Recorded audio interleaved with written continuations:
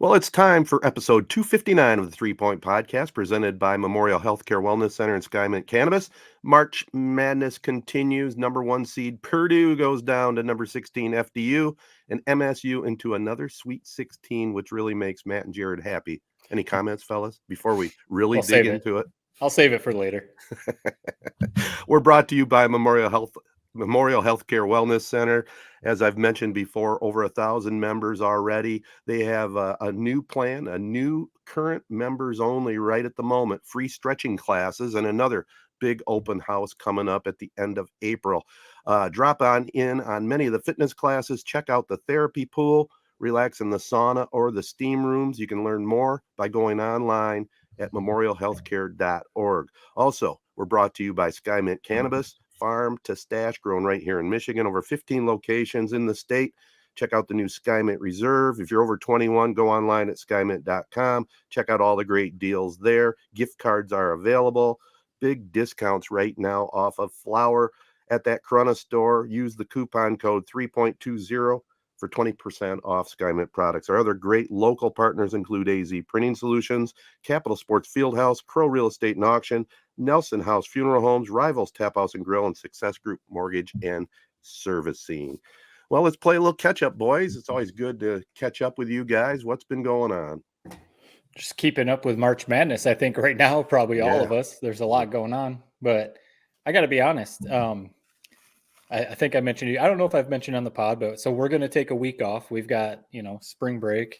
We're kind of busy and stuff like that. So we're going to take a week off next week as far as the podcast goes. But part of the reason, not saying it's all about me, but part of the reason is because I'm going to Disney. The whole family's going, parents, sisters, everyone, niece, nephews. Awesome. So there's going to be a big old gang, 14 of us down there.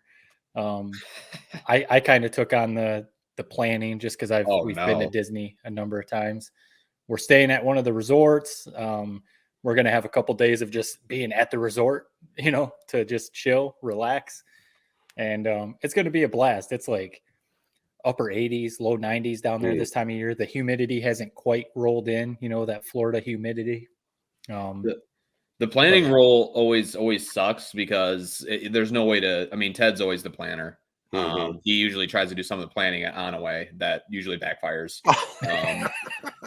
But Here we go. It's a bad position to be in because one, you got to do all the work and it sucks and it's a lot of pressure, man. Because no matter what you do, no matter how good the vacation goes, something will go wrong and it'll always fall on you. And until you're sitting on your chair poolside, you're worried something's going to get screwed up along the way. You worry that you missed a hotel room booking. You've got a ticket. You didn't get this pass when you should have got this other one. Right. So I'm a little bit worried if I was you. Look, I definitely, I get what you're saying because it's a lot and you want to make sure everyone's booked, everyone has their tickets, all of that, everything you just said. Luckily, I've done it a number of times and I'm a pretty organized person. Like I've got everything printed out. I still like to handwrite stuff to make sure I can check everything off and do all of that. I think I've got it pretty well knocked out, but it's going to be fun to see all the kids' reactions and just to get away.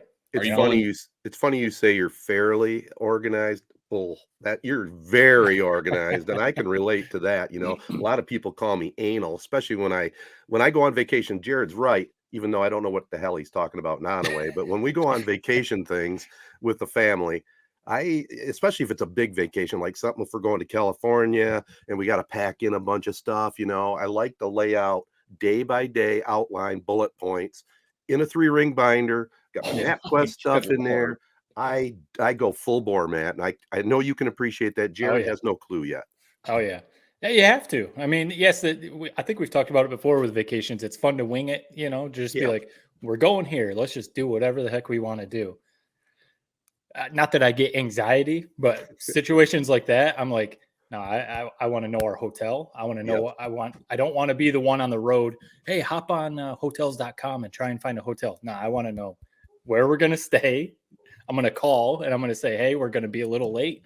I want to make sure that we don't lose our room, all of that stuff. So it's going to be fun. And, the main thing, it's been crazy. You guys know I love my job. Very thankful for my job and everything like that. But this first 3 months of the year, Jared, you can probably relate. Ted, I know you're easing into retirement. it's been like crazy busy, man. We're all talking at work, like the burnout factor is setting in a little bit. So I'm off for 11 days come Friday, and I'm just like, I'm going to put the out of office email reply on, and I'm going to be like, I'm out. I need some days off, man. Yeah. Meanwhile, at work, it's called April in the D or whatever. Basically, it's going to be about 30 straight days of work. So while you're on vacation, drinking whatever the hell butter beers at Harry Potter World, I'm going to be freaking in the midst of like 18 straight days. So just enjoy it, man. Butter beers. I forgot about that. So what? April in the D, I remember, man, it was a huge deal, early 2000s when the Tigers were good, the Red Wings were good, right? Pistons obviously were good. So they still pump that up, huh? Well, I mean, it's just whether it's pumped up or not. I mean, 3 teams going at once. Very start of Tiger season's big deal around our office. I mean, it just is the way it is. Kind of all hands on deck, really. So. Yeah, it's I'd be lucky to get 2 days off in April. But I love it. I mean, thankfully, like that's a big reason why I started eating healthier and working out and doing all this stuff. I was running on fumes, man. If I was going through this April stretch with my previous diet, which is McDonald's every night and junk food every morning, then I think I would have died. I don't think I would have made it. So at least we got that going. Yeah. Well, I'm right with you guys too. I mean, even though I'm semi-retired, it seems like this last month or so has been nonstop stuff. Between things with my dad and health, and welcoming a new granddaughter. Going out to DC, and then staying on these games as far as following Laingsburg along the way. Man, we've been busy. We've been busy as heck, and we got a few other things going around at the house right now too. But by the way, while we're in this catch-up portion, we'll talk a little bit more about it when we get to the prep spotlight. But this evening, we're recording this Tuesday morning. But this evening, we'll be broadcasting live on the radio, Z92.5. That's on the internet at z925.com, Laingsburg and E-Course. And, that stacks up to be one of those matchups. And like I said, we'll talk more into it. You got the kind of the country kids against the city kids, and you never know how those things will unwind. Yeah, that's it. It's exciting. I mean, we've been following Laingsburg, especially ever since we had Coach Morrill on the podcast. So to see them keep going along, only undefeated team left in the state of Michigan. So I'm very curious to see how that game plays out. It's going to be a big test. I mean, this is a separator game. This is where if they win this one, they're a legit title contender. To this point, it's been a great run. I mean, 25-0, that's impressive. I don't care who you are, who you play. But this is a big time game for, bragging rights and just for validation, I would say, amongst the rest of the state. 100%. Well, we'll get more into that in just a little bit. But I think what we'll do right now, fellas, if we're all caught up, we'll take a little break, and then we'll be back and we'll mix it up a little bit. We'll start with March Madness right after this. All right, I'll kind of tee it up a little bit. First time my overall champ went down in the first game of the tournament. So talk about breaking a bracket immediately. Also, number 1 Purdue goes down to number 16 FDU on one of the worst, or maybe best, last play of a game sequence on a turnover and a 3 for the win. And of course, MSU and Izzo, another Sweet 16. That kind of tees it up. Let's have a little conversation. Yeah. I'll just address the elephant in the room. I mean, if you guys haven't noticed, I'm literally in dead last of our bracket pool. I don't know what the hell happened, man. I had a bad. It's all those 13s over 4s, right? Every one of them. I got way too cute. I way too cute. I really did. I kind of lost my way. In years past, I was so damn busy working that I wasn't able to put in the work that I normally do. I was able to put in, I thought you said you were spending like 2 days watching every breakdown show possible. And Matt, you don't understand. I used to literally watch about 8 hours a day of that from Monday, Tuesday, Wednesday, watch all the playing games, and then watch it Thursday morning and finalize it Thursday morning. I had my bracket finalized by our recording for Tuesday night. Yeah. So I lost 2 full days of prep time, and you could tell it was a laughable bracket. Dead last. I have no chance of winning. It's just embarrassing, really. The only way to put it. I said how good I was this first weekend, and I just didn't produce.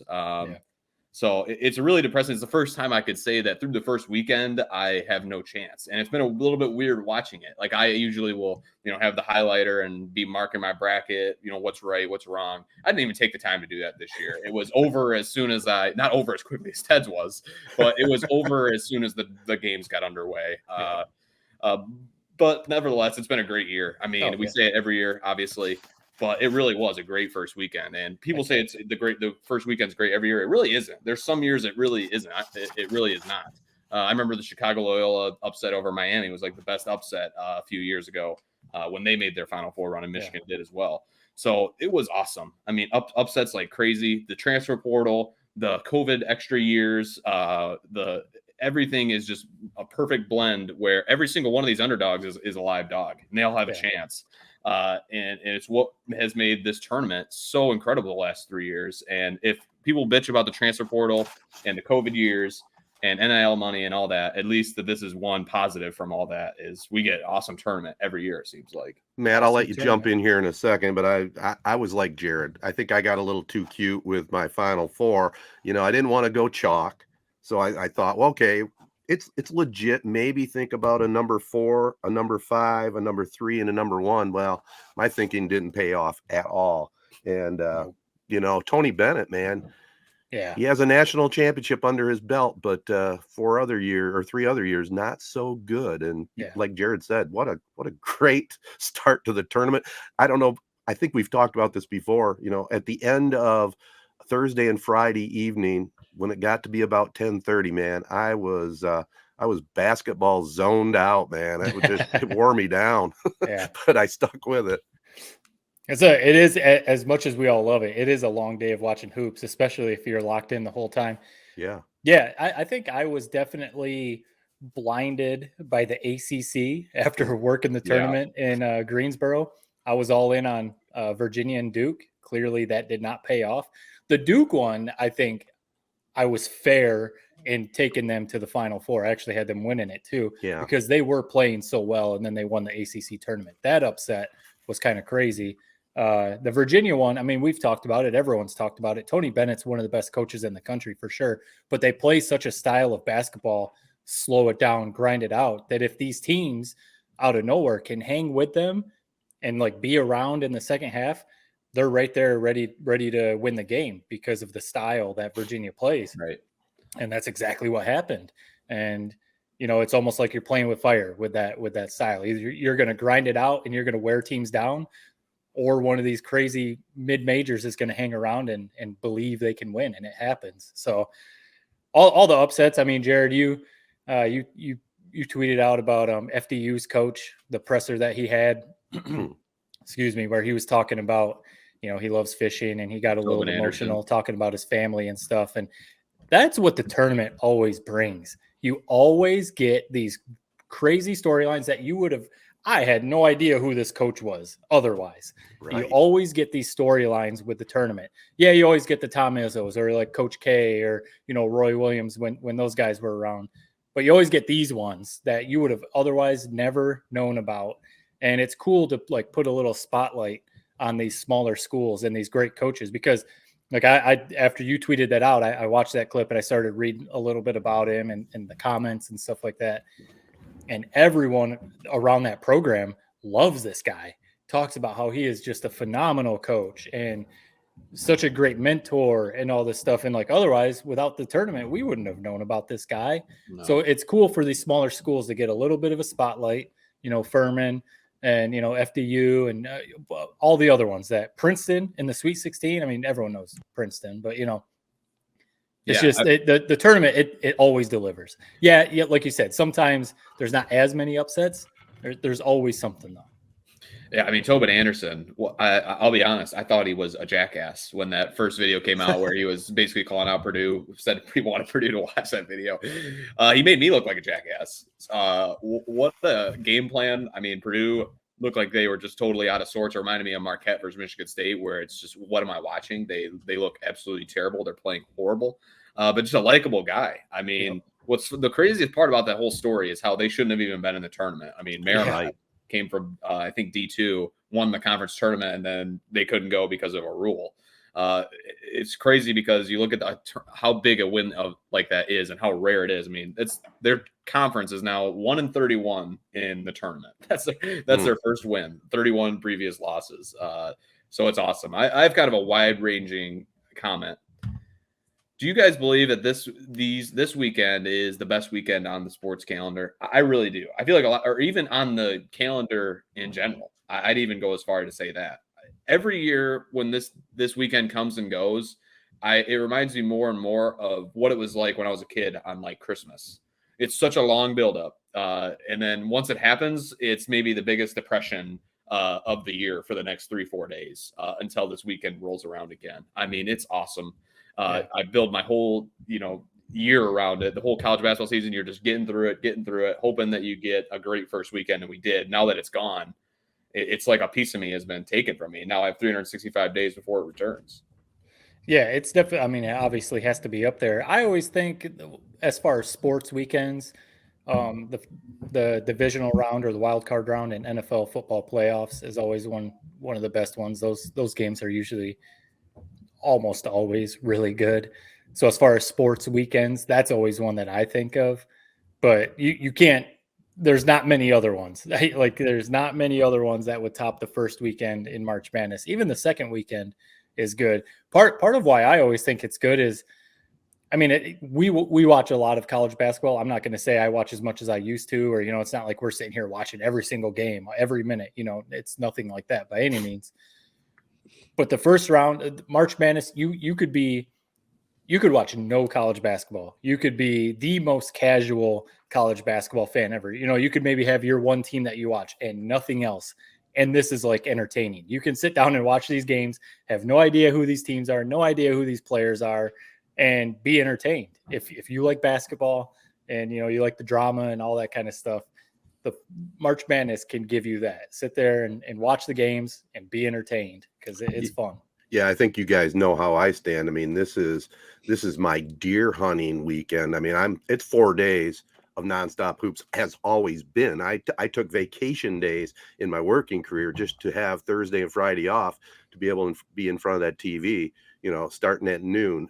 There's no question in my mind it's the best weekend of all in sports. Yeah, you bring up some good points on the NFL, and there's some other big sports weekends, but this by far to me is number one of all time. I mean, and so many different reasons. College hoops is great to begin with. You know how the season starts. I think it starts too early in November, but to see how these teams develop and can play at this point of the season, if they had a whole 5 months of playing together and then getting to the dance, it's just a whole different brand of basketball than what you see early in the season. It's awesome.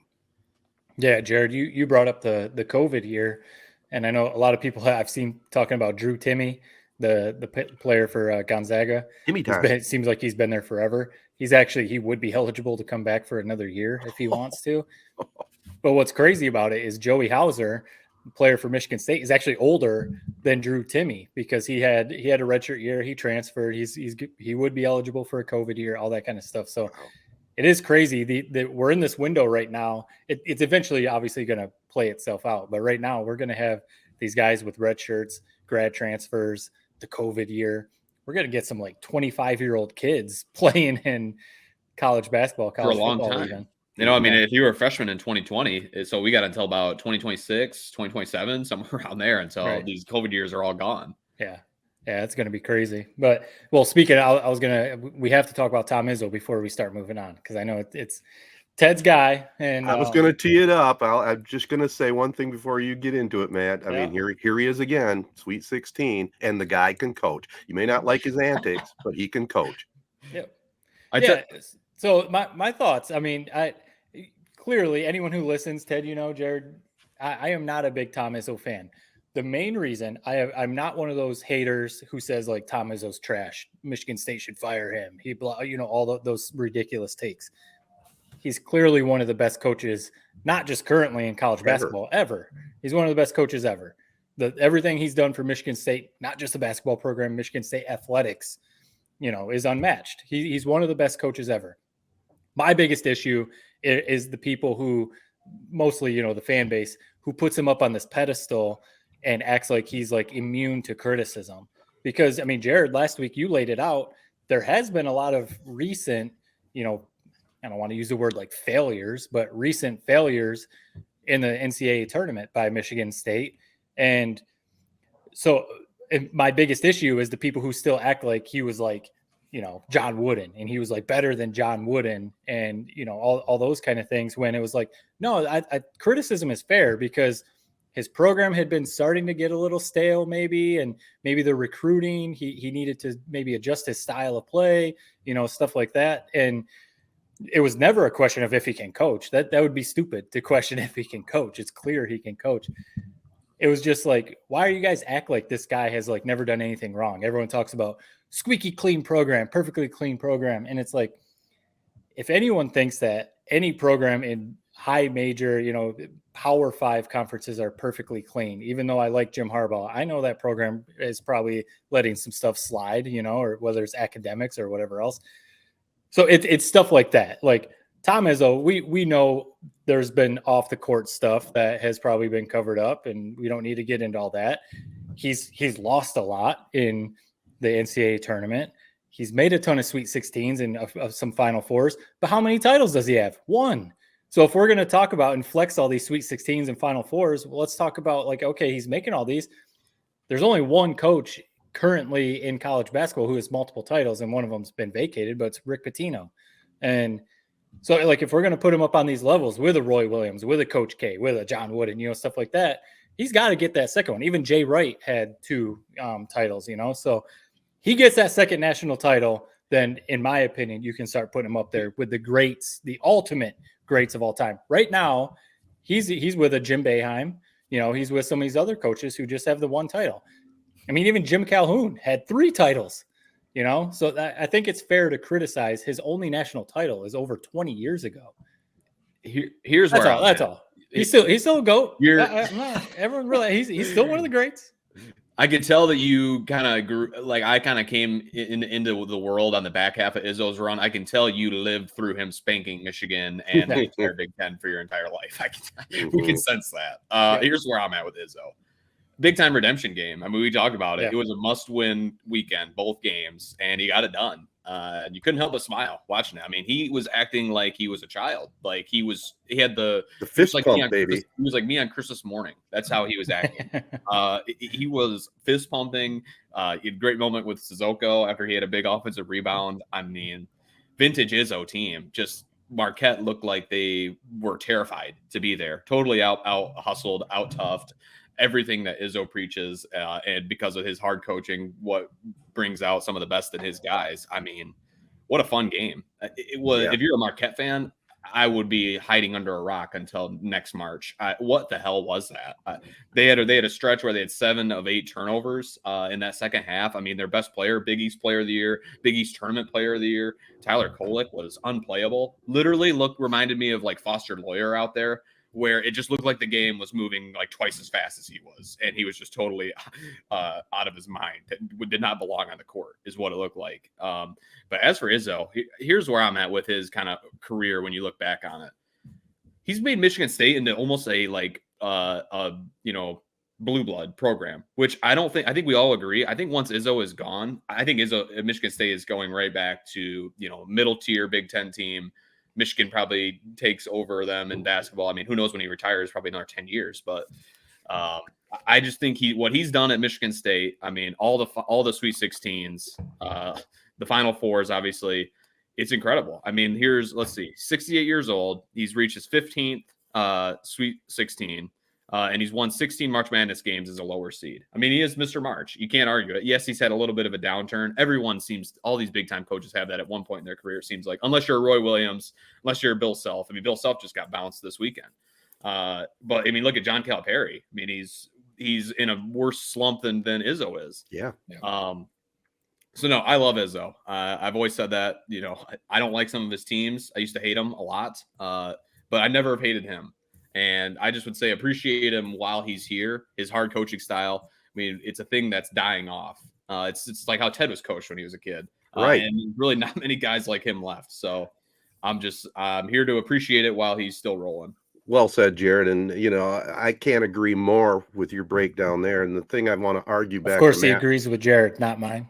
Well, I'll disagree with you on this, Matt. Yeah, Izzo won 1 title. That's the last Big Ten title, by the way. Yeah. So what's that tell you? And 15 Sweet 16s out of 25 years. That's pretty consistent. And what that tells me is Izzo knows how to prepare this team for an end of the year run. Yeah, you can throw out the stats about the 8 and the 9 years and blah, blah, blah. But you watch that game against Marquette and Jerry, you're saying that Marquette blew it. They did a little bit. But if you watch that game closely, Michigan State took it to them totally. Played great basketball, great team ball. They're ready. This team would not surprise me to make a Final Four run. It's entirely possible. The region lays out well for them. It really, I mean, they definitely, Kansas State is definitely beatable. And then they're probably going to play Tennessee if they beat Kansas State, and Tennessee's definitely beatable.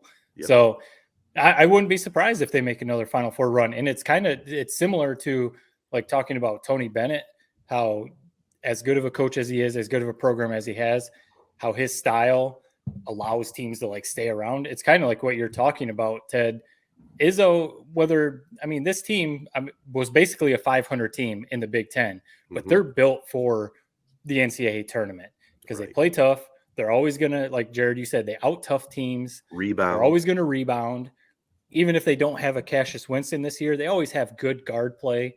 They always seem to have a player like a Joey Hauser or like, when Matt McQuaid was on the team, they always seem to have a player like that. So even in a little bit of a down year, think about, a month ago or whatever, when Michigan beat them, they were under 500 in the Big Ten, and Michigan State fans were writing them off. And now we're talking about them making a Final Four run because, the program is like built for the NCAA tournament.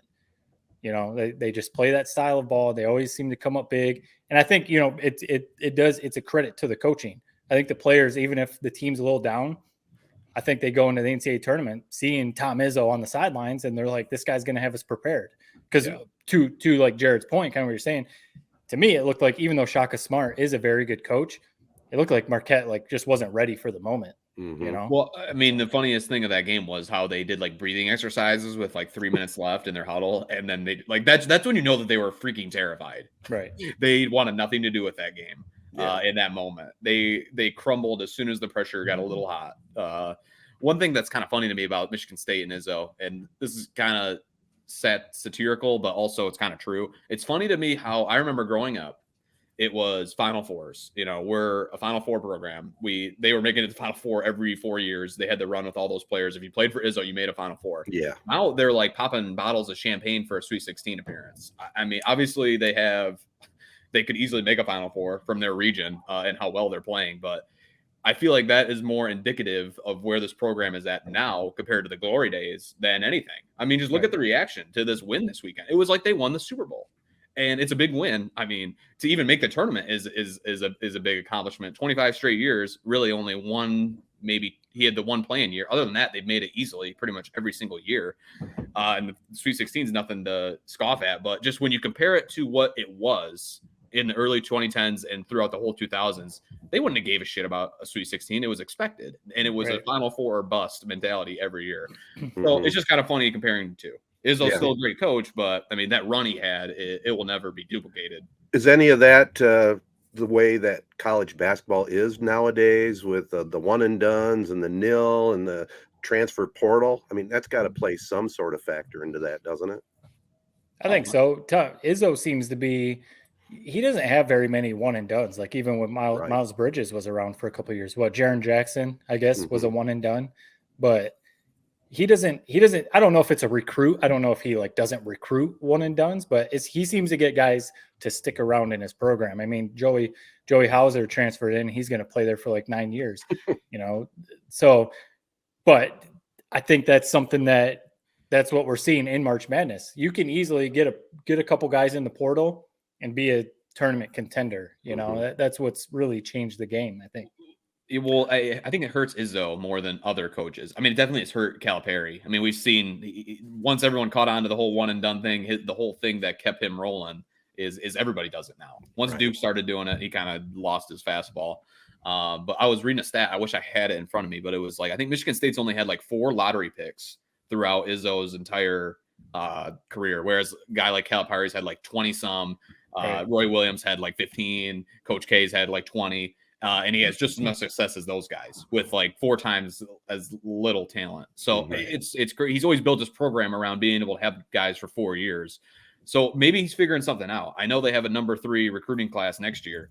We'll see who comes back from this year's team and what transitions in the next year from like the mentality and everything of this team. But we'll see. Izzo kind of put the haters at bay for at least a couple more years with a big time weekend. No doubt. And I'm going to just go right out on a limb as far as Tom Izzo. You know, I love him.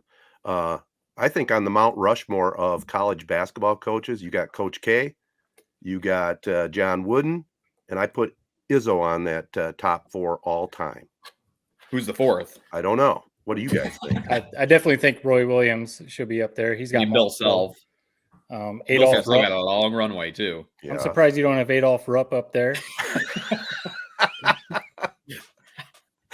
Yeah, Rupp. Who else is Naismith? I'm surprised Naismith didn't crack your list. Yeah, but legitimately, could you see Izzo on that top 4?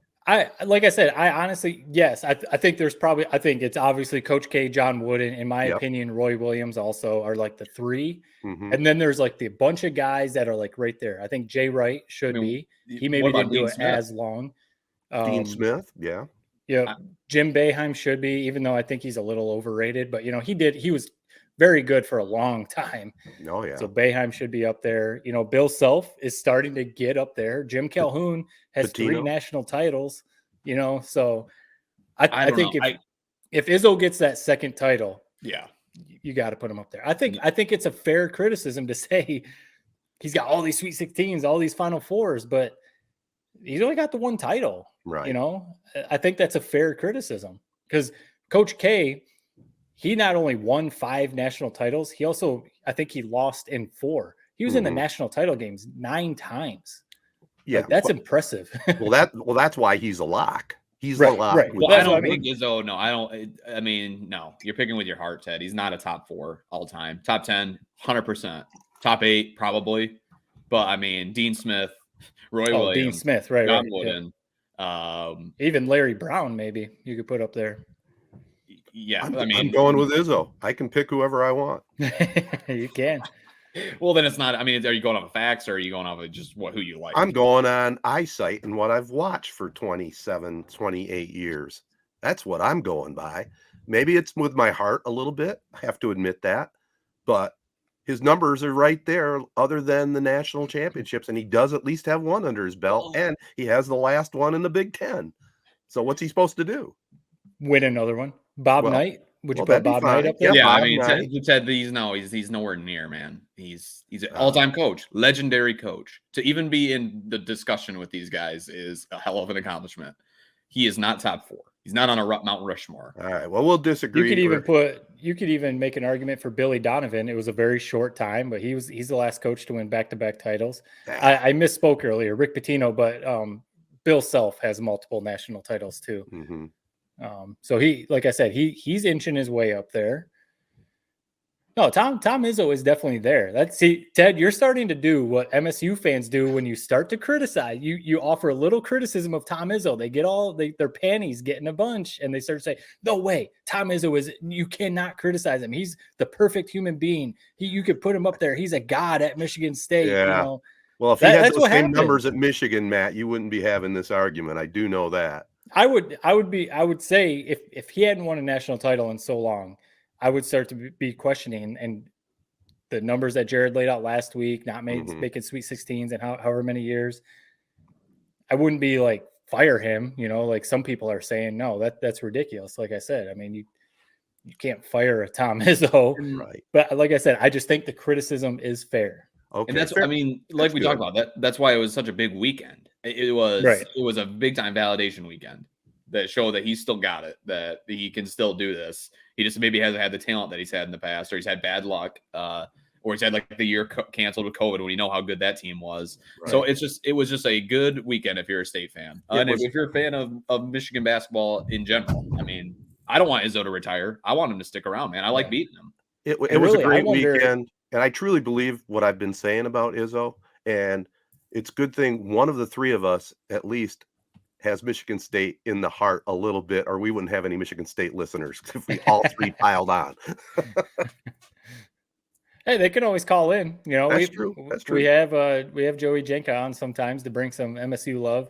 They can always not necessarily call in, I guess. You know, shoot us notes.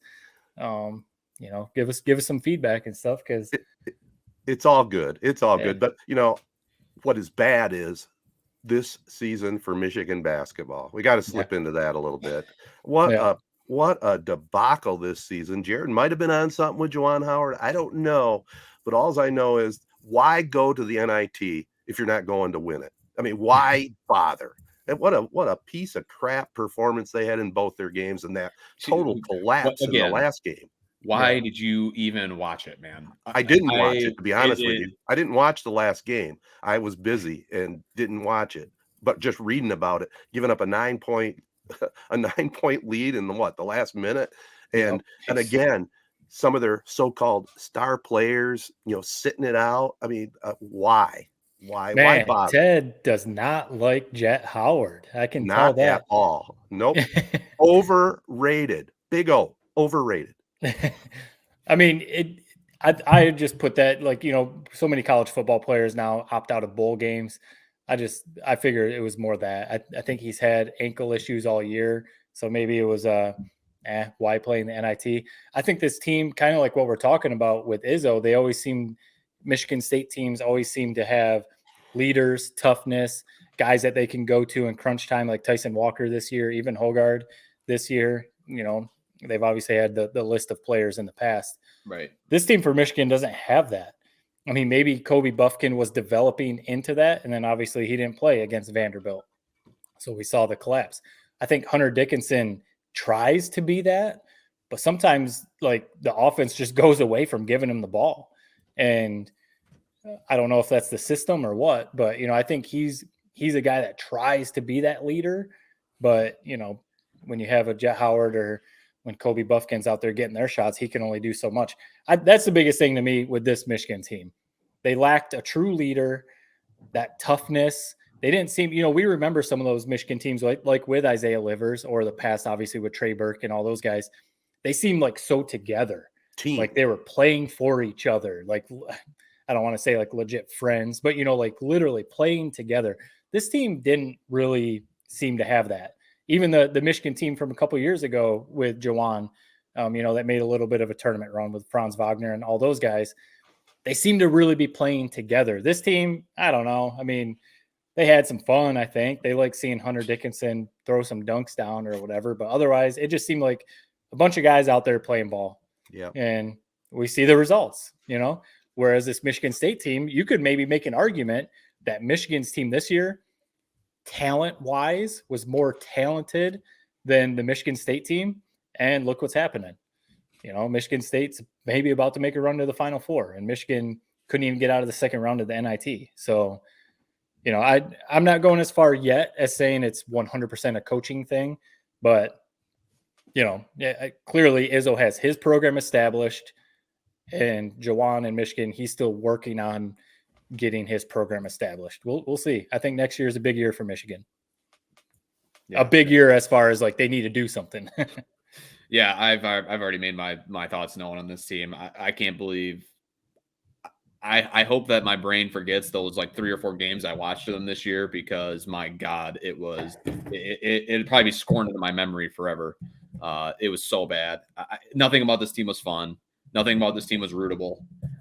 They didn't play together. They were lazy. We saw that in the Maryland game or Rutgers game. Missed free throw. Jet Howard throws his hands up like he can't believe what the hell just happened.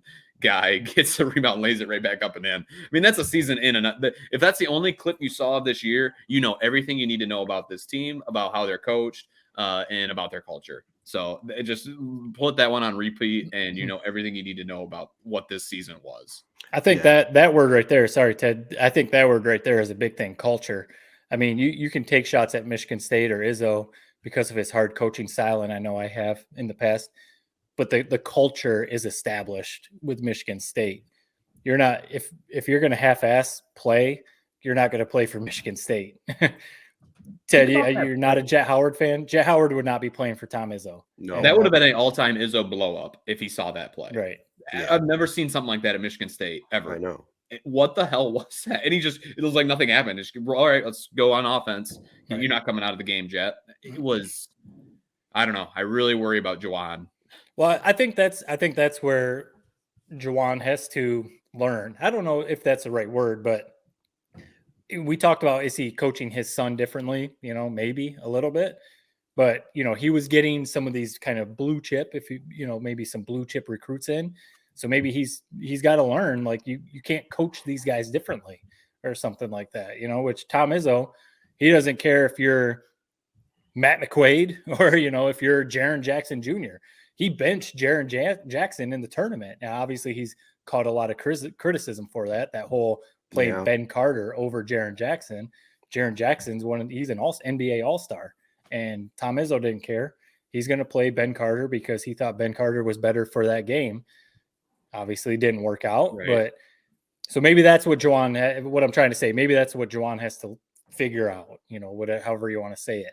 Even if you have Jet Howard and he's maybe going to be an NBA draft pick, if he's not going to box out on a free throw, sorry, man, you can't play.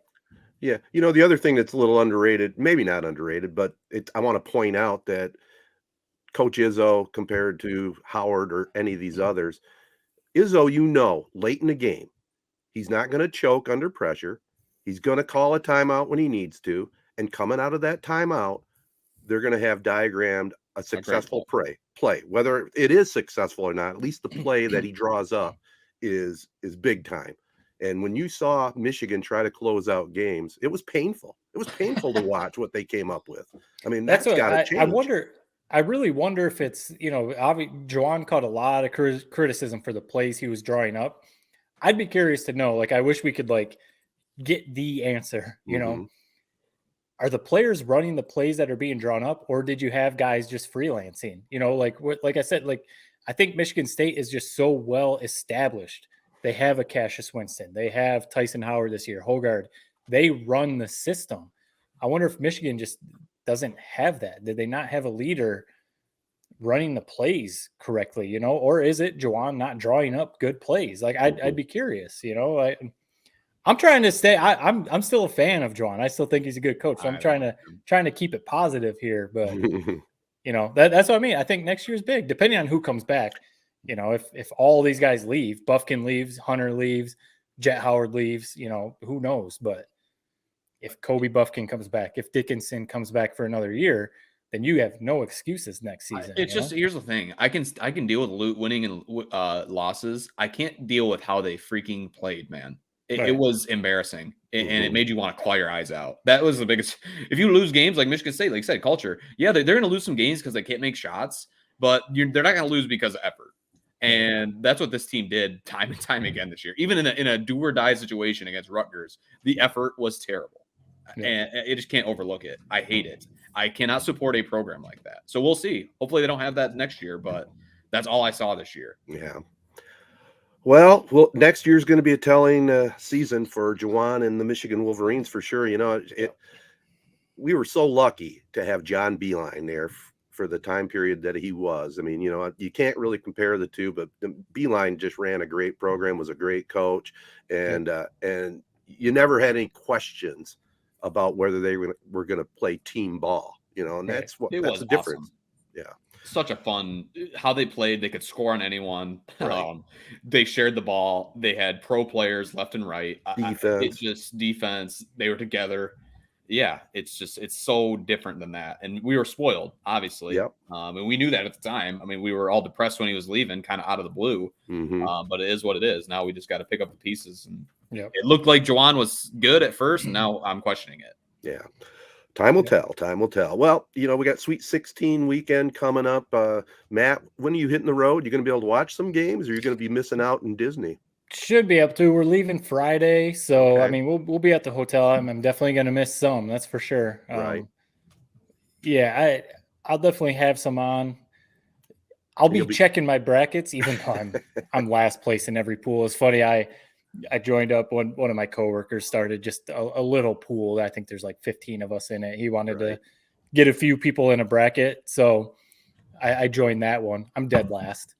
Everyone's giving me shit at work. Like, The name of my bracket is Third Degree Burns. Third Degree Burns is on fire down there in last place, saying whatever. And it's just like, I love it. hey man, Duke screwed me over. I got blinded by the Blue Devils and John Shire. They screwed me over. But a bunch of other, people were picking Arizona, they're out. Right. Yeah. People were picking Virginia, they're out. Yeah. So it's a tough year. Yeah, it is for everybody. What's funny is in our rivals and 3-point podcast bracket pool that we've been doing. Mm-hmm. I just, I signed up. I created the bracket pool through our 3-point podcast, account, I guess. So I just went through quick and filled out a bracket for, under the 3-point podcast email or whatever. Just basically, I just went through click. Yeah. The one thing I did, I picked Michigan State all the way through to win it. I was like, this is going to BS. I picked some ridiculous upsets, stupid stuff, but I was like, I'm going to pick Michigan State all the way through. And that might be the one that actually hangs in.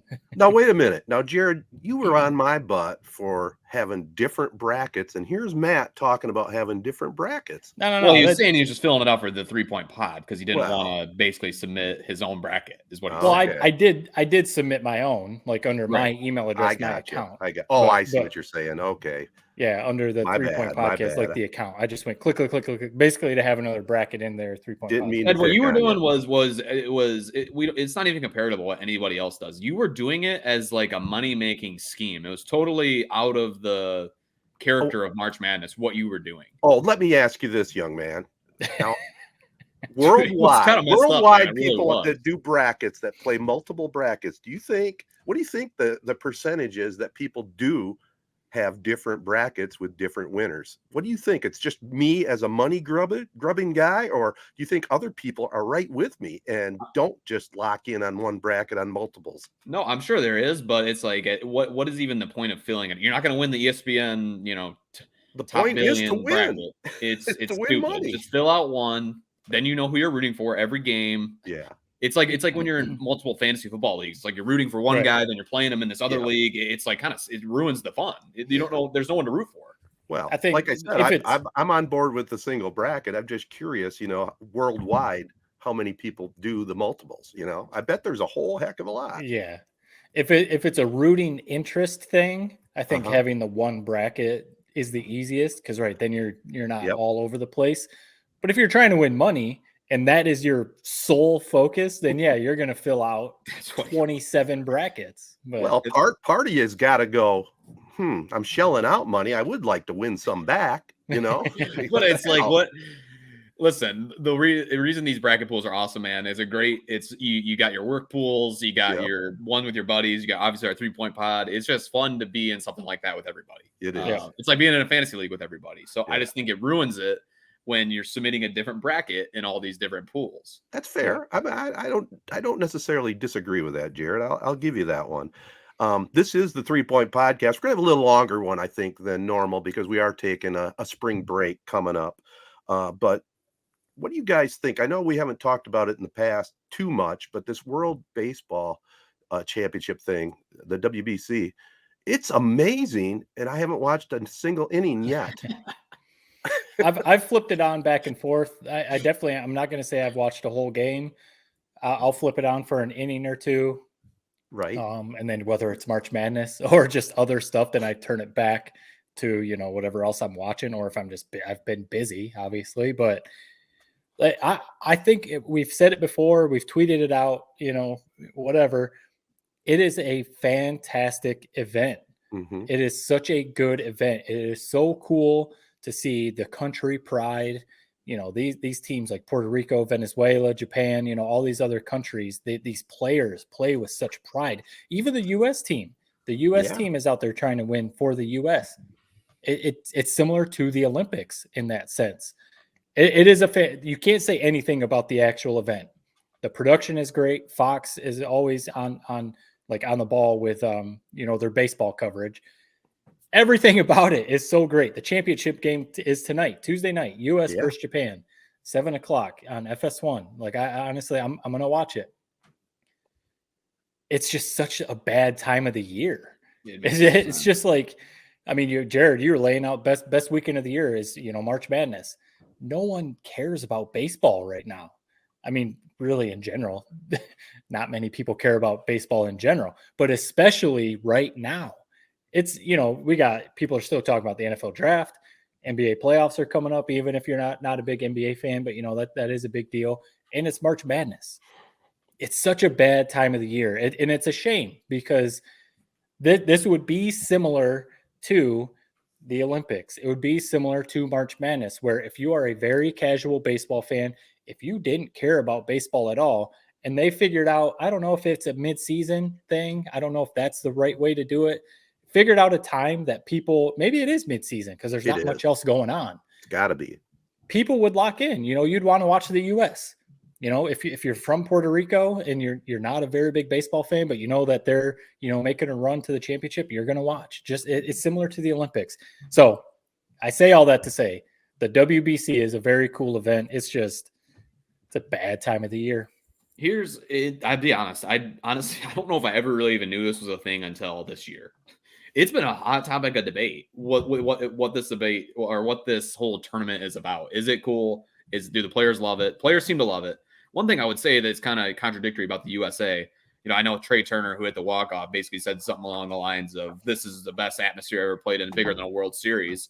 Yeah. If it means so much to the U.S. and to everybody in this tournament, why do we have these scrub-a-dubs pitching for the U.S.? If pitchers really don't want to pitch. I know. So it needs to be it should be in August. It should be by itself in August, right after All-Star break or whatever. If you want to, start the season a week earlier and then have a 2-week break in mid-season for this classic, MLB team up with it somehow, make some dough off it. That's what I would do. August is when this should be, right in the lull of dog days of summer. Because I think what I saw was, I think Tobin Anderson and the Farley Dickinson basketball team had like 10 times the ratings of this World Baseball Classic. I mean, it's a cool event. I'm here for it. It's not there yet. They need to tweak it. Needs the timing. I think the tournament could be a little bit better run. Yeah. And I don't know. I like it, but I'm not a diehard. I haven't watched a second of it. I definitely agree with you guys. And did we ever figure out, is this every 2 years or is this every 4 years? It's supposed to be every 2 years, but because of COVID and because of other things, there's been like 3 years in between. There's been 2, so it's supposed to be every other year. Okay, so that throws out my one argument. I was going to say have it more of a tie-in to the Olympics every 4 years, but I do agree. I think they need to have it in the middle of the season. Maybe if you do it every 4 years, you could have it instead of the All-Star game, but just have a 2-week break. Try to compact it into fit the major league schedule, because by mid-season, everybody's in baseball shape, and then maybe some of these pitchers would come and play. But it's just this great event that no casual fan in the United States is watching because of March Madness. Right. It's just a terrible time to have that. Especially when especially when the games are literally going up against March Madness games. I mean, that's what I mean. I would flip it out. I'd be like, oh yeah, US is playing. Let me turn it on. Right. But then I'd be on Twitter. I'd be watching the scores, and like Farley Dickinson or these other teams are starting to blow up. So I'm like, I'm going back to March Madness. Right. So it's a shame because like Trey Turner said, and if you watch the games, you can see. I mean, Shohei Ohtani and the Japan team. Yeah. They look like a bunch of kids out there playing Little League baseball. The energy is so great. The stadiums are packed. The stadiums are more packed than Comerica, in July. And, it's loud. Like I said, the production is great. It's really a shame because this is the type of thing that would get baseball some more eyes on baseball. Juice. One thing that is a bummer is it's obviously Ohtani versus USA. The thing, Ohtani's not pitching tonight. Right. So, I mean, that would be awesome if he was. Yep. That makes us a lot more of a must tune in event if he's going against the USA lineup. So it's just that's just kind of the funny thing about baseball, man, is it seems like the matchups are never quite perfect because of the pitching rotations. Yeah. Well, since it's not up against March Madness tonight, if I was home, I'd be watching very beginning pregame, the whole game. I'd watch it all tonight. I got the DVR set instead, so I'll tune it in tomorrow morning. But which is a good alternative. But your other alternative, watching Laingsburg, That's pretty cool too. That takes precedent for sure. Also, before we move on into some other stuff, including the prep spotlight, Detroit Lions, they made some noise here in the free agent signing. They definitely solidified their defensive backfield. I don't know. Looks like this team is continuing in the right direction.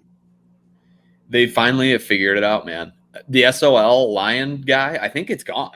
With the Packers, it buried it 6 feet deep. And then this offseason, I mean, everyone around the league is saying how great of a job the Lions are doing. I mean, Louis Riddick, we all know how smart he is, basically said the Lions should be a serious contender in the NFC this year. Yeah. And how do you not look at this roster? They filled almost every hole. They still have 2 first-round picks. Who knows what they do with 2 those? Second round also. And they still have money under the cap. Brad Holmes basically nailed every single pick in last year's draft. So it's exciting, man. We got some great deals, and it's funny because I'm buddies with the Eagles fan. He's terrified of the Lions, man. Terrified. He wants nothing to do with them. And Brad Holmes is bending over all these other GMs and spanking them, man. He's putting on a clinic on how to build a team in the offseason. Yeah, and the Bears are doing the same thing. I think they're seeing Rodgers. It's still not official, but if Rodgers leaving the Packers, the Bears and Lions are like, we got to take advantage of this. But it's awesome to see this. The SOL thing, we'll see how it plays out. But I think you're making a good point. Like, I don't know if we've ever seen the Lions be this aggressive with signing free agents. And, keeping coaches. Ben Johnson, their offensive coordinator, stayed when he maybe could have got a head coaching job somewhere else. I love it. I mean, Ted's wearing the Lions hat down there. He's ready to go. I mean, this is the hashtag since 57. Maybe it finally dies this year. They've got to not do the SOL stuff. Hopefully, you never know in the NFL. Injuries and, all the other stuff that can happen in the NFL. You just never know. If Goff can play the way that he did last year, they've got a new running back. We all like Jamal Williams, but he's gone. But Montgomery coming in, I think is an upgrade. Obviously, if he can stay healthy, DeAndre Swift has to stay healthy. So it's all of that stuff that comes into play. But everything's there. If they knock the draft out, which Brad Holmes has a good history of doing that, 100%. They should be. I'd be curious. I don't know if they'll be the favorite in the North, but they definitely should be. They will. I think so. Yeah, I think they already are. We haven't even added a couple pieces. What do you guys want to do at the draft? Do we want to trade it for a proven player? Trade him for a proven, all-pro type player? Or are you guys just okay with just Brad Holmes? Let's see what you can get, draft and stash, essentially. Before you jump in, I still want them to go defense. I want them to make that defense a strength. They're already right there, with the free agent picks. I'd love to see them go defense with those first 2 picks and then start doing everything else. Because you can see the NFL is starting to trend towards, instead of paying these veteran players those max deals, a ton of money, draft rookies where you can pay rookies, on their rookie deals, kind of like what they're doing with Hutchinson right now. They're not having to pay Hutchinson right now, and he's maybe going to be, an all-pro caliber player. I want to see them just make that defense strong, and the offense is fine. Yeah, to answer Jared's question, I'm not sure what I would do with that, with the picks and trade, but I'm going to trust Holmes. Whatever he comes up with, he's my man. Whatever he says goes with me right now, and I do tend to agree. The SOL Lions, they're gone. They're definitely gone. Here's what's kind of funny about a draft. Since it feels like we just have a solid team, I don't know if there's a position that if they drafted, I would hate it. Right. Draft offensive line, strengthen your strength. Maybe linebacker, wide receiver. Why not? We might be losing Chark. Let's add another wide receiver to the mix. Draft a tight end like Kincaid from Utah. I love that pick too. The only pick I don't want is, and it seems like this is who everyone has the Lions taken at 6, is Jalen Carter. Yeah. I didn't like what I saw from his obviously the whole story with the backlash. After the tragic event that happened after they celebrated their title. He looked, apparently like 10 pounds overweight for his it's not pro day, right? Yeah. I don't want him. He doesn't seem like a Lion. Like, that doesn't seem like the type of guys that the Lions have been grabbing and adding to their locker room. So I'm okay with passing on him, even if he might have the most talent. Yeah. One thing I got to correct something. Jamal Williams. I mean, from all the stories I've read, basically the Lions offered him a above market value deal. He said that it was a slap in the face offer. Yeah. Goes and tests the free agency market and doesn't get nearly what the Lions were going to pay him. So I have to rescind my comment on how I didn't like that we didn't re-sign Jamal. You offer a guy a good deal, he thinks he's way better than that. I mean, you just got to let him walk. Yeah. I don't know. It's depressing. He seems to have kind of really shat on the Lions as soon as he left. But it is what it is. You have to move on from him. Yeah, which sucks because he was saying, in press conferences and other appearances he was making, he was talking about we run the North and, all this other stuff. I think he was trying to, make a bid to re-sign with the Lions. So yeah, to see that it maybe played out like that is kind of like, that sucks. But also I wasn't that emotional or tied into it. It's not like Barry Sanders or it's not like, Calvin Johnson or Matthew Stafford. It was like, oh yeah, cool. You had a good couple of years with us, but all right. Like, I'm fine. Got one other question on the NFL. It kind of terrified me for a minute. I don't think it's going to happen, but Matt Stafford's going to end up somewhere. And I saw somebody had posted, hey, why not Green Bay? That makes no sense. No, that's no, not I know. happening. I agree with you on that, but just interesting to have that thrown out there. Yeah, the Rams seem to be dumping because who else they got rid of Ramsey. Who else did they get rid of? Someone else.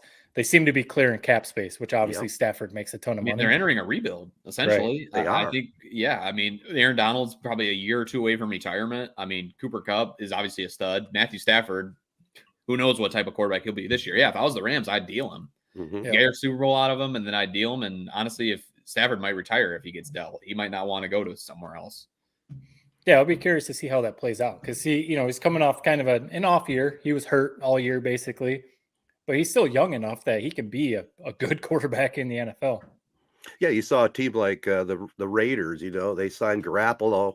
You think Stafford would have been a pretty damn good fit right there. Yeah, 49ers even go there, but yep, the NFL. See, this is what I mean. The NFL.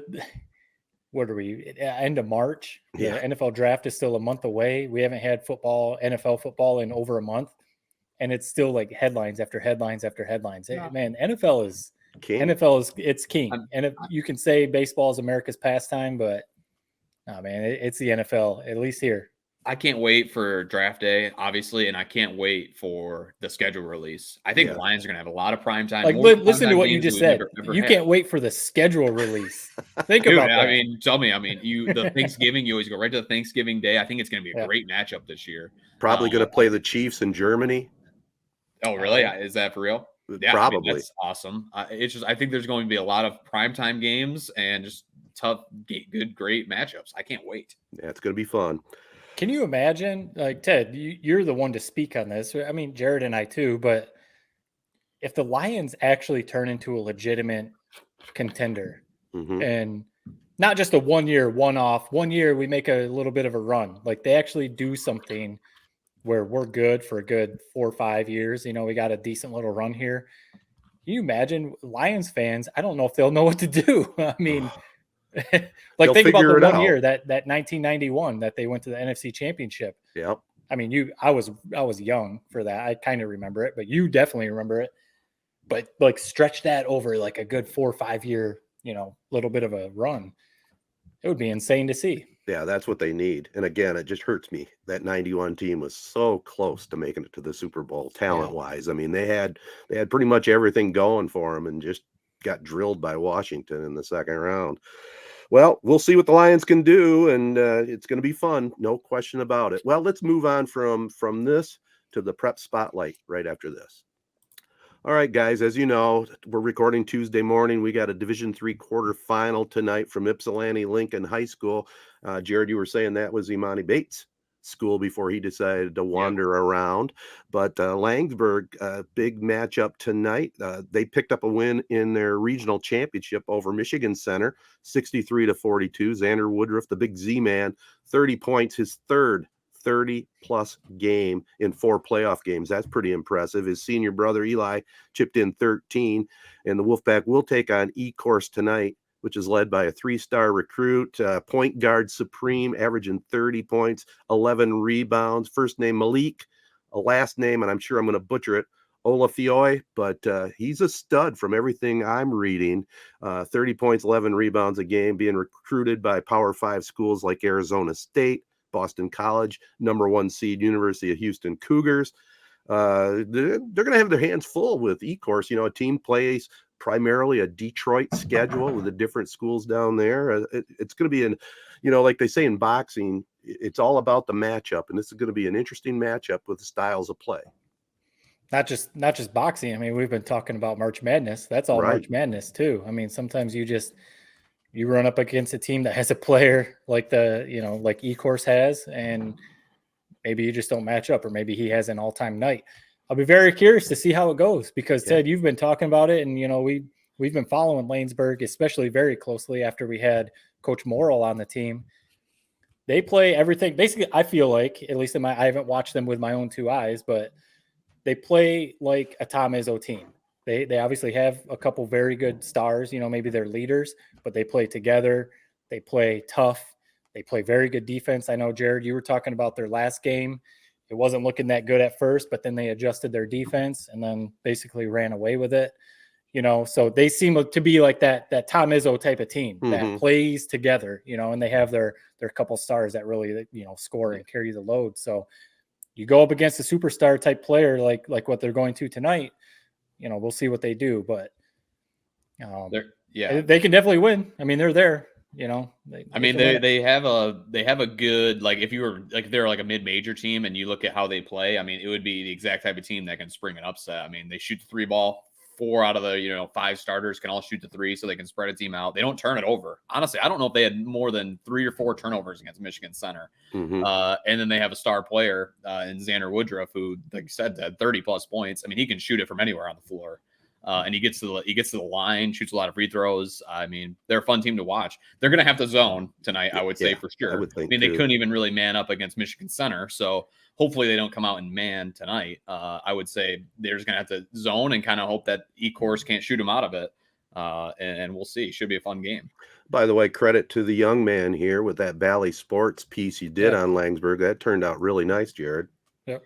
Yeah, it was fun to, tell their story. I mean, you hope that you could see them, in the championship game. We'll see. They got a long road ahead. Their 2 toughest games if they keep winning coming up. But it turned out well. It's a lot of fun to do it. It's cool kind of seeing, getting some of those shout outs from the 2013 team.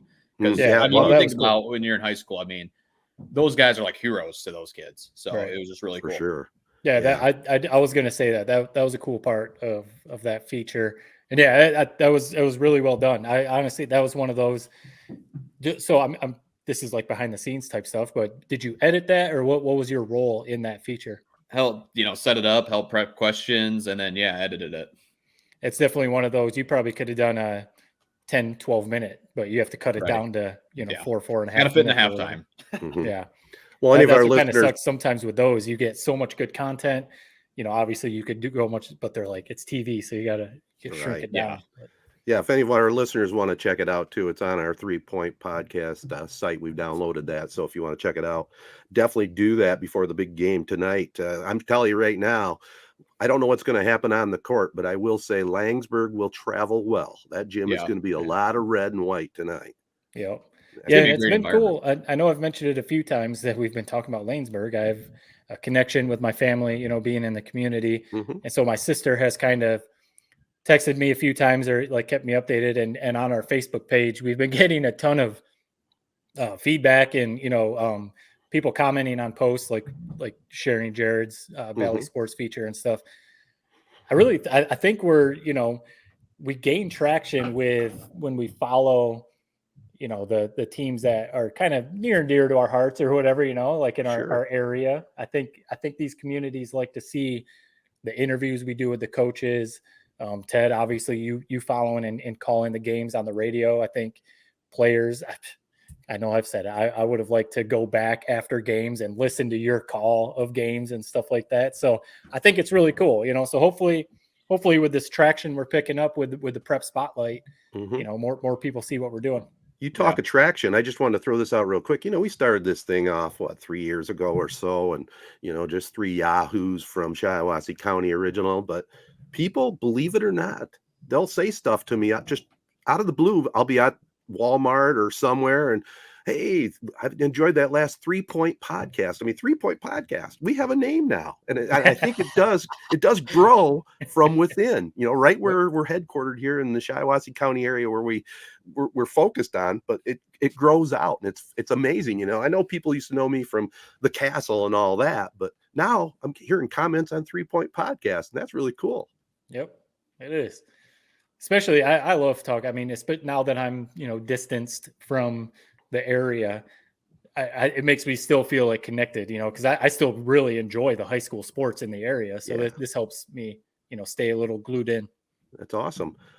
Also, speaking of this area, the Owosso girls season came to an end. 45-41, they lost to Blissfield in the quarterfinals.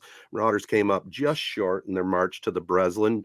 Braden Toker led the way with 12 points. Ava Bates, another 11th grader, put up 11, and junior Evelyn Cole finished with 10. Marauders finished with a school record 22 wins, and they're going to be tough again next year as they started 4 underclassmen this season. So watch out for the Owosso girls next season. And finally, in the prep spotlight, we've talked about it before.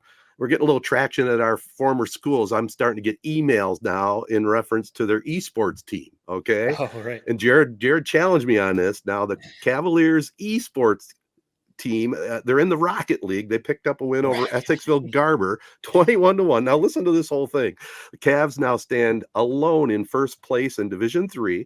The Golden Black have 2 students who are rated in the top 5% in the world, and one is a freshman.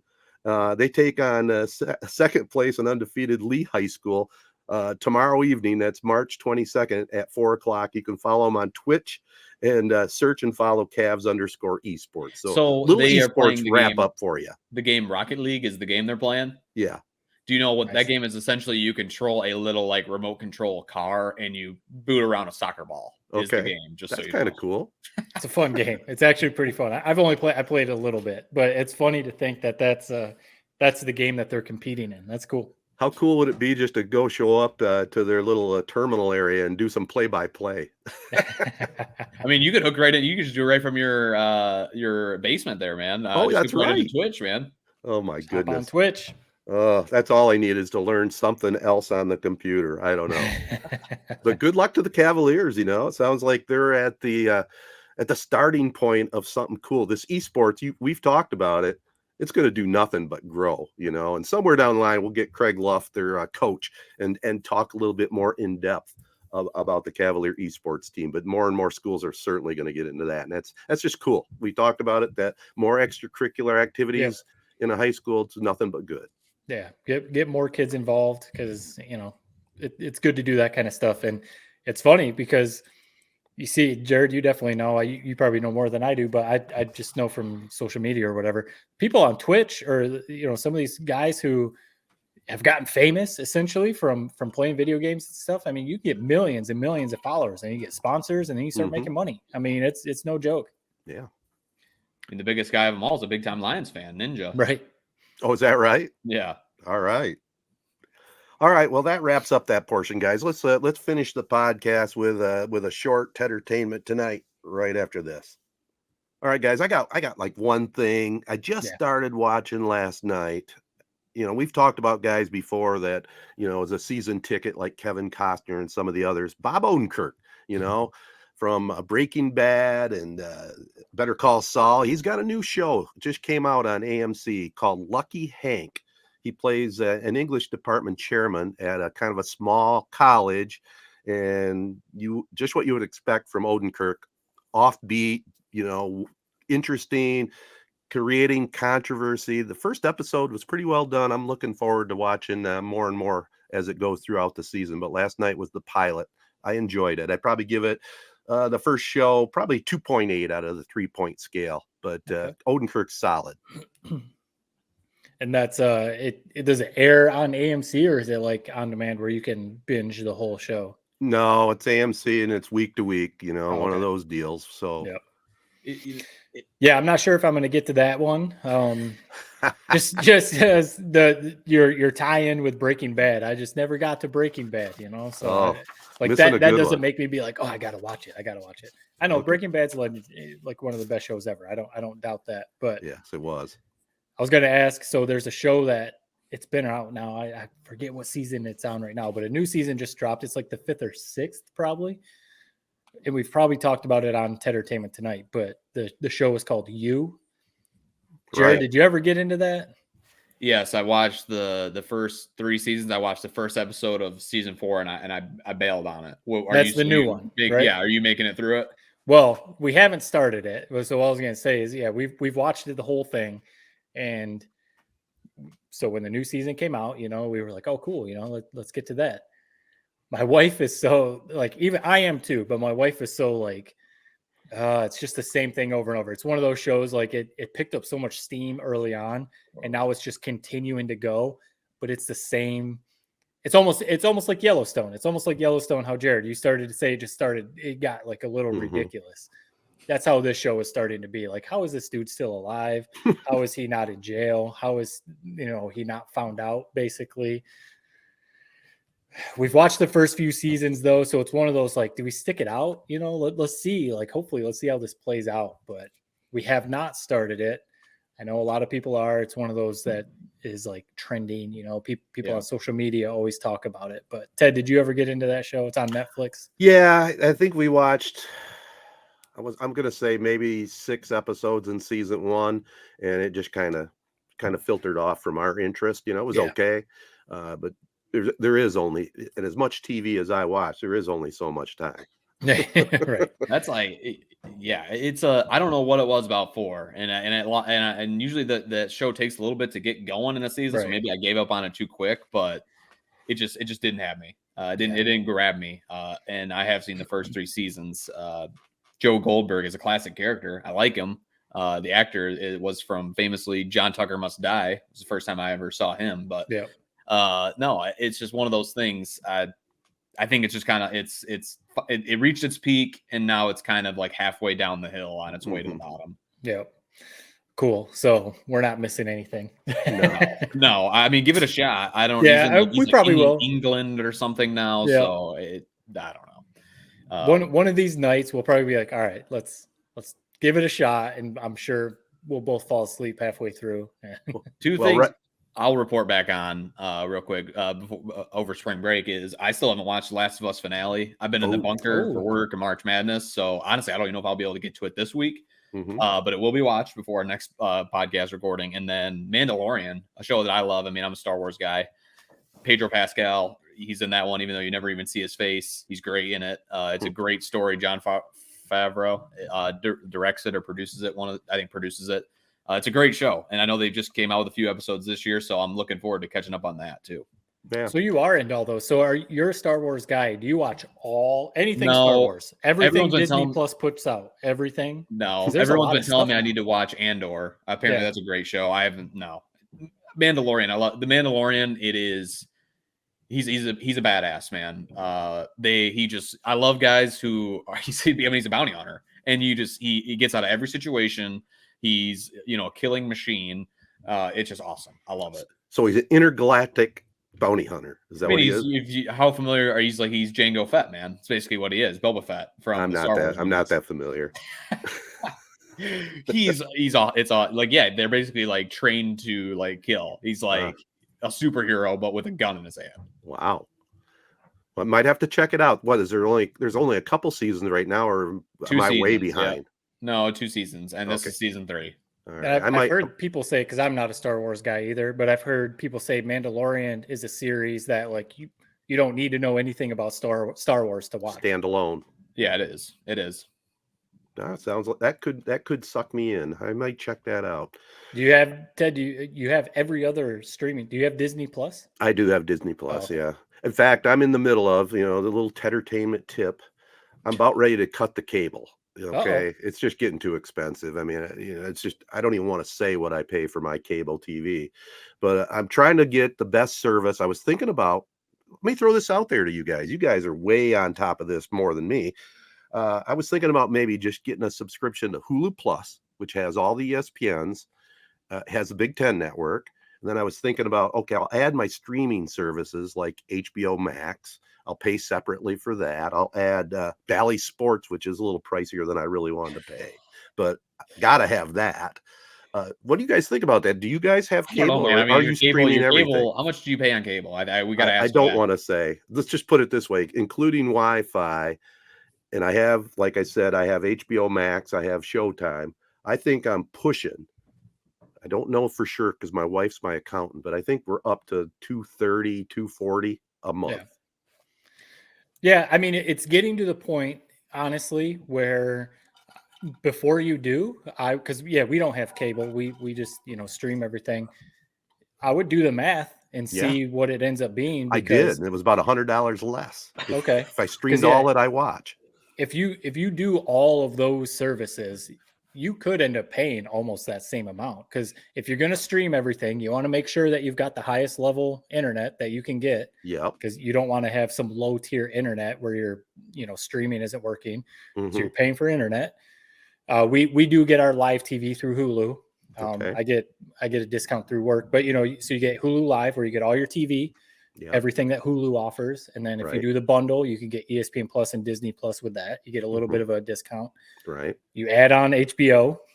Yeah. If you add on Paramount or something like that, which I already have. I have that. Right. So if you start adding on all those things, like if you've already done it, I was going to say, do the math and see if you would actually save money. Right. Well, the big question mark is the password sharing. Netflix keeps threatening that you're not going to be able to do that. And I'm sharing on some of the ones I already have. I believe it got canceled. I don't think that's actually going to happen. I think there was enough backlash where they said they're not going to do that. Oh, good. Good. But I mean, Hulu and Disney, those ones you can't share the password. Right. Isn't this what you're built for this? I mean, just give them a ring, say you're going to cancel, have them drop it by $50 and keep your same setup. Well, I might do that too, but they've gotten a little tougher on that. That's not as easy as it used to be. You'd automatically get a big discount where you wouldn't pay any more than you're already paying. We got a special promotion that we can hook you up with, but those days are a little bit gone. I have run out of luck the last time I did it. So we'll see. I will check with you, Matt, before I pull the trigger on anything, because I trust you would know all the ins and outs out there. Not that Jared wouldn't, but what do you have, Matt? I have YouTube TV is what I use. Yeah, we use Hulu for our TV, for our live TV, and then we have the bundle with Disney Plus and ESPN Plus. But we get Hulu's channels and YouTube TV's channels are all pretty similar. Okay. You get all the TBS, all the Turner stuff, TBS, TNT, all those, all the ESPN stuff, all the Disney channels, obviously like us with the kids, all the other, and then you get DVR too. So I know, Ted, you love your DVR. Well, let me ask you this, because we're going down a rabbit hole. I was intrigued by that. Now, it's like unlimited DVR time. Is that true? And is it easy to operate? I think it's easy to operate. It might take you a minute. It's different than, your DirecTV guide and, stuff like that. It might just take you a minute to figure it out. But no, I think the interface is easy. Maybe just because I've been using it for a while, but it has all the sports channels. It has Big Ten Network, FS1. Yeah. You can add on the Bally Sports stuff. Obviously, like down here, I don't get Bally Sports Detroit. I get like Bally Sports South and those ones. But so you could add that on. So it's upcoming. I know I'm going to do it. Yep. And if you bundle stuff, you get a little bit of a discount. So and it's nice too, because you can take it, whether you use a Roku or a Fire Stick or whatever you use. Fire Stick. Yeah, you travel a lot. Take your Fire Stick with you, plug it into your hotel or wherever you're at, and watch everything you want. So, oh man, I've got to get into the new world. I love it. I guess what my next mission is I looked at my DVR. Okay, all the shows I have on my DVR. Man, I got some clearing out to do before I turn in. Dear God. Yeah, dude, I don't know, man. The DVR thing, it's not going to be as good of an interface as what you have currently. So no. Well, that might be a trade-off. If it's $100 savings a month, I think it's a pretty fair trade-off, especially now that I'm easing into full retirement, Jared. Yep. What can I tell you? All right, guys. I think we made it through another one. Matt, I'm sure you're itching to get down to Disney. We can't wait to hear about that when we come back and record the next episode, which will be 260. This has been the 3 Point Podcast presented by Memorial Healthcare's Now Community Wellness Center and Skymint Cannabis. I know you're going to Disney, and that's just going to be a blast. What resort are you staying at? So we're staying this time. It's called Art of Animation. Mhm. There's a bunch of different resorts at Disney. This one, all the rooms are themed after Awesome. movies. Like we're staying in a Cars room. Oh, My parents are staying in a Little Mermaid room. The pools have statues. I mean, it looks like you're in a Disney movie all over the resort. So that's what I mean. As fun as it is going to the parks, sometimes the days just kicking it at the hotel is just as fun. Yeah. And the pool and stuff like that. So yeah, tell me, Jared, you got to get down there one of these times. You got definitely. The last thing I'll throw out there right now, I'm in the midst of trying to get a Delta credit card. So, I got one. Delta I just signed Airlines up for one. Seems like a no-brainer, man. So then I can go to Florida for free, man. Give me a reference when you sign up, and I get I think 25,000 points when you sign up. Of course, you're just in for your own freaking pocketbook. Jared, you got to. Matt, it's all about the hustle, isn't it, Matt? Did you sign up online, or how did you do it? How do you think Ted has made his career in sales? Absolutely. You got to. You got to hustle, brother. Help How your did uncle out. If you point me in the right direction to sign up, which hopefully in person somewhere, then I will do it. All right. Sounds good. I got my AMX, and I'm ready to go, man. I think I signed up. I got 90,000 miles just to start with. Yeah. So those points and stuff you can get, they sure come in handy.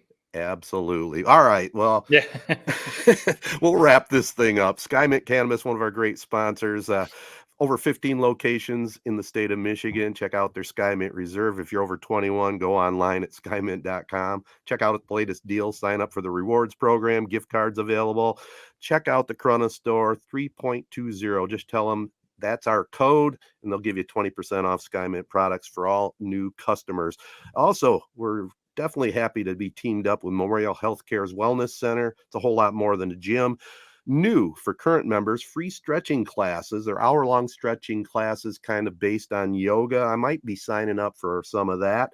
Got to get my shoulders all loosened up. And they got another big open house coming up at the end of April. Just all kinds of stuff with the SkyTrack area, the sauna, the steam room. It's all good. Check it out. Go online, memorialhealthcare.org. Also want to thank our other partners, which include AZEE Printing Solutions, Capital Sports Fieldhouse, Crow Real Estate and Auction, Nelson House Funeral Homes, Rivals Taphouse and Grille, and Success Group Mortgage and Servicing. Check us out on social media at 3 Point Pod. Also subscribe to our YouTube channel. Go Laingsburg, fellas, right? It's going to be an interesting contest. You can check it out, the video on the NFHS network, and also on radio on Z925.com. Peace and love, everybody. Be kind. Thanks for listening.